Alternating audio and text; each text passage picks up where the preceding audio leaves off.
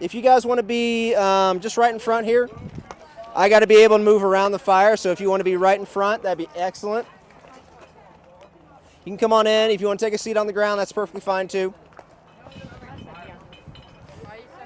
All right, so today what I'm demonstrating here is actually casting lead musket balls, okay? Have you all learned about the muskets that we used yet? No, that's fine. All right, so the muskets that would have been used during the Battle of Point Pleasant would have looked something like this. It's what's called a flintlock system, okay? What that means is that there's actually a rock here. It is a piece of flint that when scraped on this frizzen here will actually create sparks. That sets off your gunpowder, okay? This is a single shot musket, and the musket balls it uses are actually this, okay? I'll walk around here so we can show it. They're round. They are made of metal. Anybody want to take a guess about what the metal is? Iron. Iron, gold, I heard a couple of other things. What else? Lead. Lead. It is lead, okay? So that is why I'm handling it and you guys are not, because lead is a little bit toxic. Oh. So I'll be washing my hands directly after this.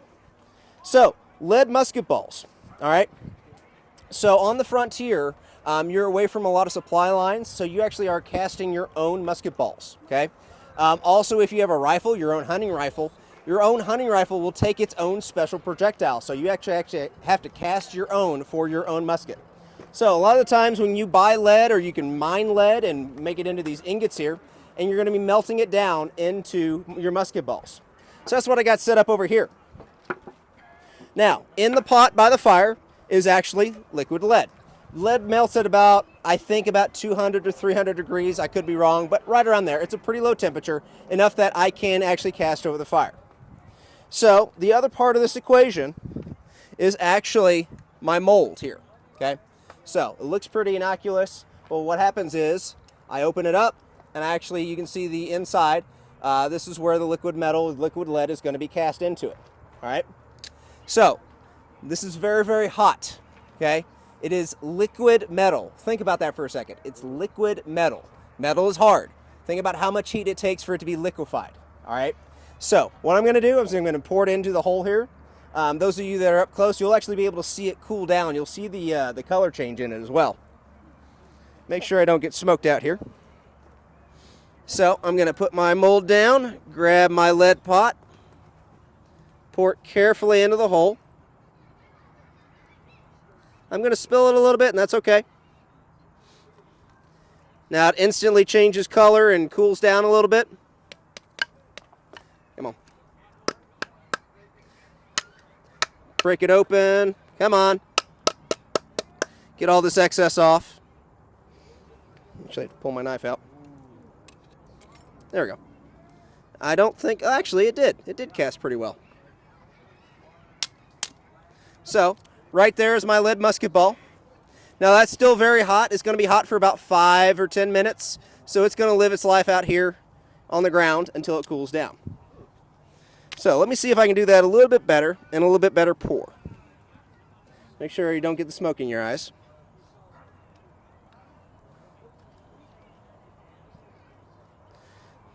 You notice it changes color.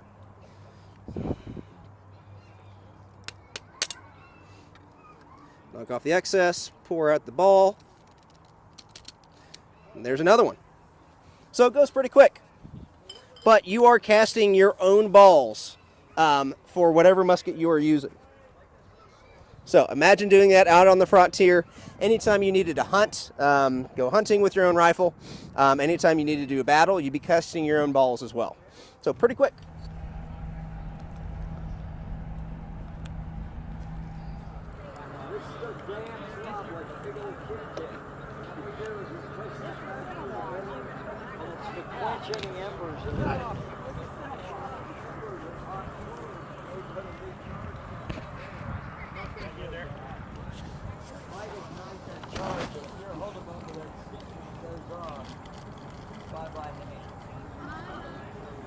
That's why we safety things in a certain way.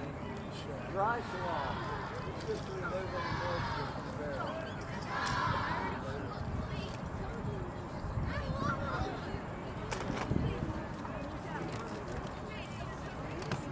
Dismiss. Prepare to fire!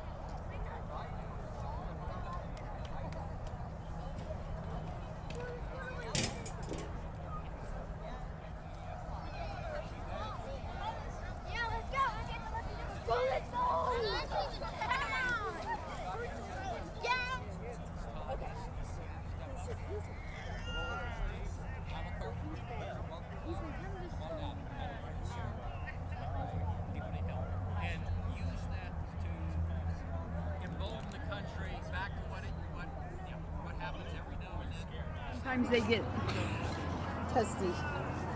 Change in humidity or temperature. Those are the little things nobody really thinks about. Right.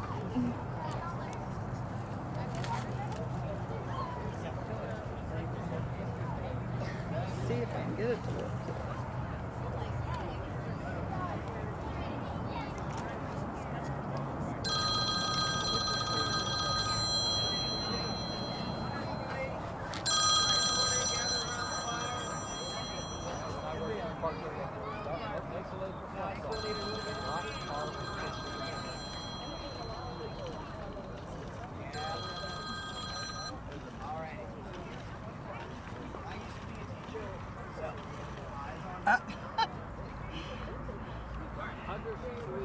It's not spinning like it should.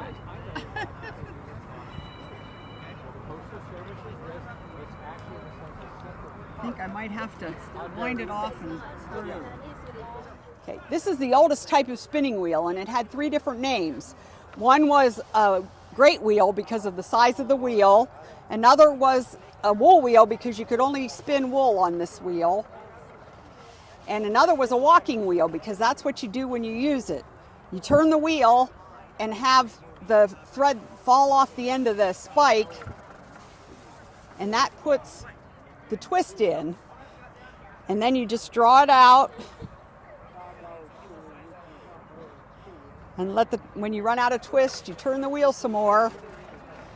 But when I get back here so far I can't reach the wheel anymore, then you have to stop and walk up and back it up, and wind it on the bobbin,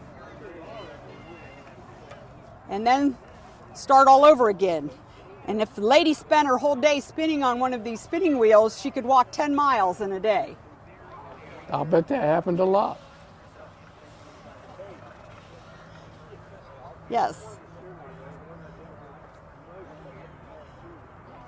And a lot of the girls know about Sleeping Beauty and pricking her finger on the spinning wheel and falling asleep. This is the spike that she pricked her finger on. Wouldn't like that.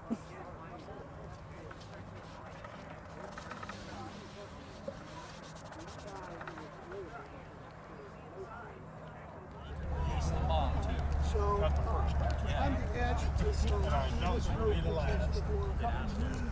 Even today, the last. That idea is suicide, sir. That wasn't the idea, but that may have.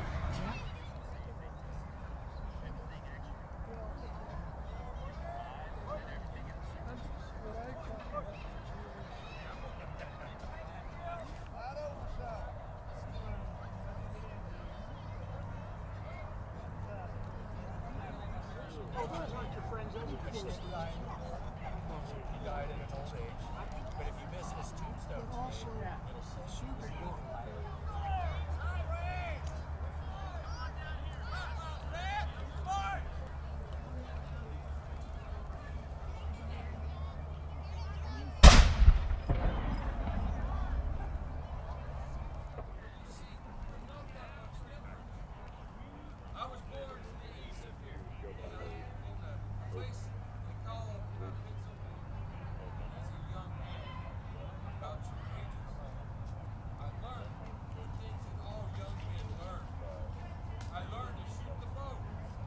We're at the confluence of the Kanawha River and the Ohio River at Point Pleasant, West Virginia.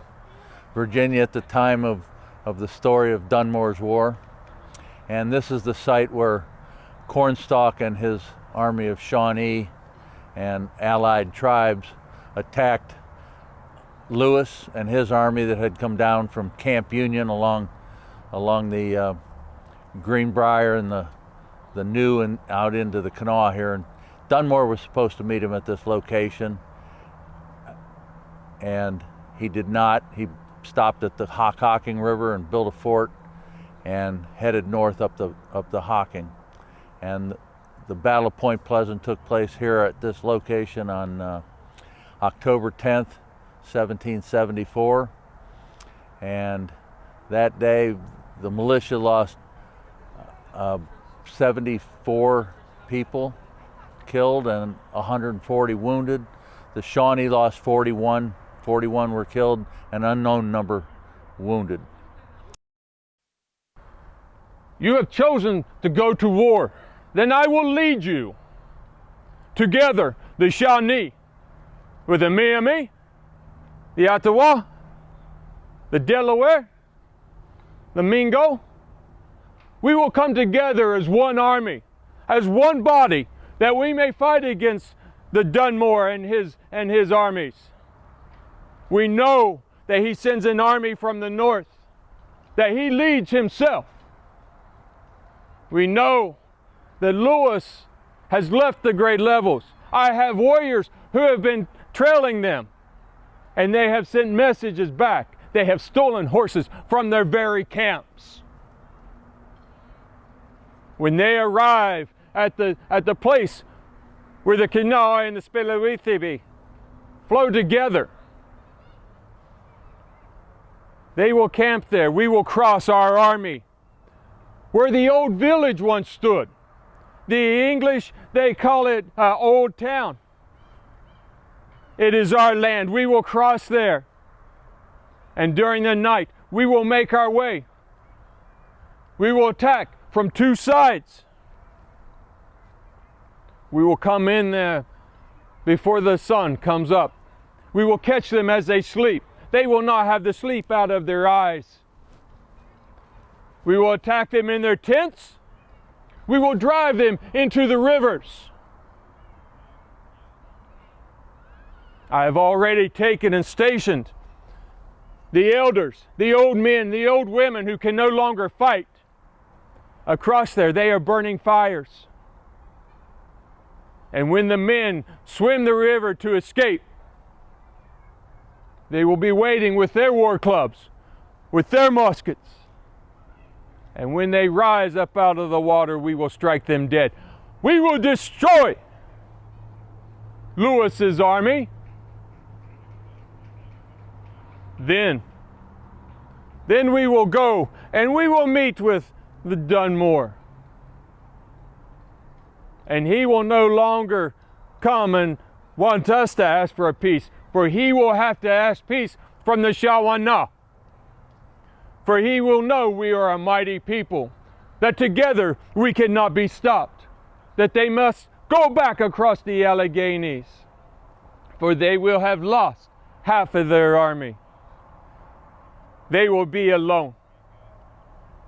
And the Shawnee will be mighty once again.